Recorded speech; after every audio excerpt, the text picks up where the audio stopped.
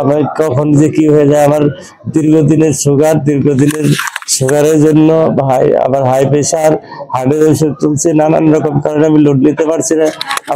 রাজ্য জুড়ে চলতে থাকা এসআইআর প্রক্রিয়ায় পরপর উঠে আসছে বিএলওদের অতিরিক্ত চাপ ও শারীরিক অসুস্থতার অভিযোগ।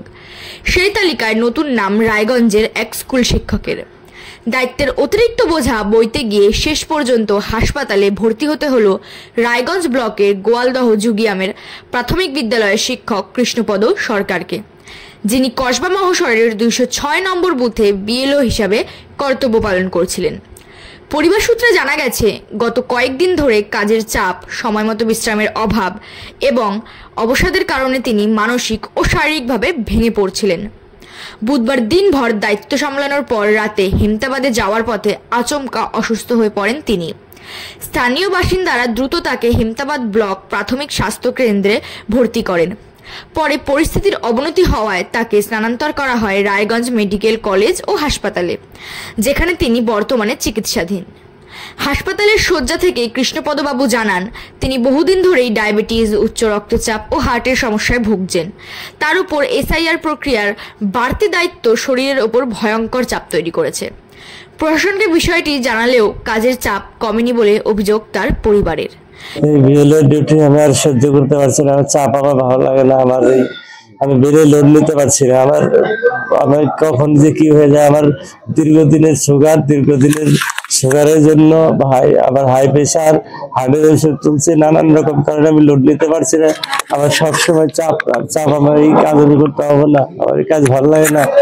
আমি কয়েকদিন থেকে আমি টেনশনে ভুগতে অসুস্থ হয়ে পড়ছি। এই বিষয়টা প্রশাসনকে জানিয়েছিলেন, মানে নির্বাচন কমিশনকে জানিয়েছিলেন?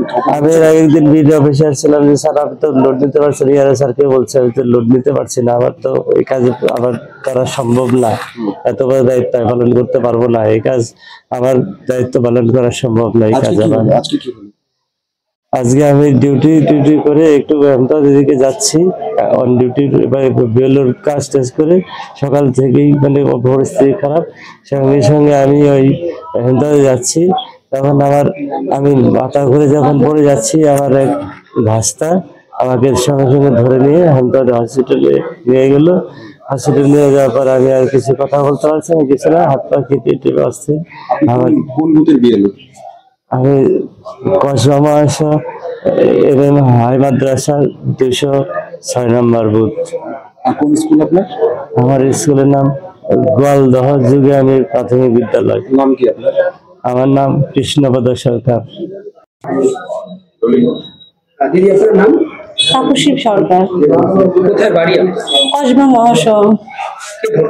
হাজবেন্ড বিএলও ডিউটিতে নিতে পারছে না, অতিরিক্ত চাপ পড়ে গেছে মাথায়, দিয়ে অসুস্থ হয়ে গেছে। মানে হেমতাবাদে যেতে লেগেছিল, পড়ে যেতে লেগেছে, তারপর কেউ ধরেছে, দিয়ে হাসপাতাল হেমতাবাদে নিয়ে গেছে, ওদিকে রেফার করে এখানে নিয়ে আসছে। আজকের ঘটনা। হ্যাঁ ডিউটি।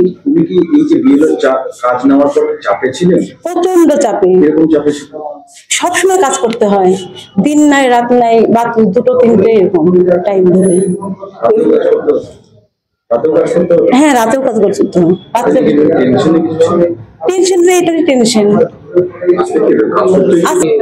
সরকার যিনি আছেন অসুস্থ হয়ে পড়ছেন, তাকে দেখতে কি জানালেন? আমার কাছে 10-15 মিনিট আগে খবর এসলো যে এরকম আমাদের এক মাস্টার মশাই হসপিটালে ব্রেন স্ট্রোক করে ভর্তি হয়ে আছে। আমি সঙ্গে আসলাম হসপিটালে, দেখছি উনি বিএলও ডিউটি করতে এসেছিলেন আমাদের রায়গঞ্জ ব্লকের মধ্যে কসবা মহাশয়। তো সেখানে উনি বিএলও ডিউটি চাপ না সামলাতে পারে একটা নিজে খুব টেনশন এবং আতঙ্কিত হয়ে আছেন।